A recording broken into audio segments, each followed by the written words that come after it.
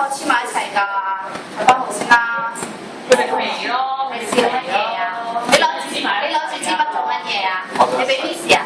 好啦，借你支筆俾我用下先啦。點解啊？咁樣我要用啊嘛，你借俾我用下先啦。你會唔會俾翻我？我轉頭俾翻你啊，仲俾個貼紙俾你啊。好啦，乖啦，乖啦，好啦，咁好啦，好啦，好啦，我見到大家都好開心喎，見你哋咁乖，好啦，今日依蓮姐姐同你哋講個故事先，好唔好？咁見到我攞本書咯喎，大家見唔見到係咩書啊？睇唔睇到呢本書嘅名叫咩名先？我淨係識得要啫。好叻喎，識得要字喎。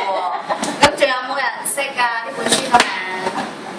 有個老公，係喎，有個老公喎，沙漠，好污糟啊！係咯，仲有冇啊？仲識唔識呢啲字？我哋有冇學過呢啲字先？冇啊，冇人識係咪？好啦，咁我同你講翻啦。咁咧呢本書叫做最重要的事啦。咁我哋睇翻書面啦，係有個小朋友喎，佢係男孩子啦。咁同埋有一個老公公啦。咁呢個係佢外公嚟嘅。咁呢個故事係講緊小柯啦，呢個男仔叫小柯，呢個老公公啦係個外公嚟嘅，係講緊佢哋兩個去做一樣可能係好重要嘅事。咁到時你聽完就知道，諗下係咩係最重要嘅事先。咁呢本書咧係一個好叻嘅兒童文學家翻譯出嚟嘅，係劉清賢老師。係啦。好啦，咁我哋而家去睇翻本書。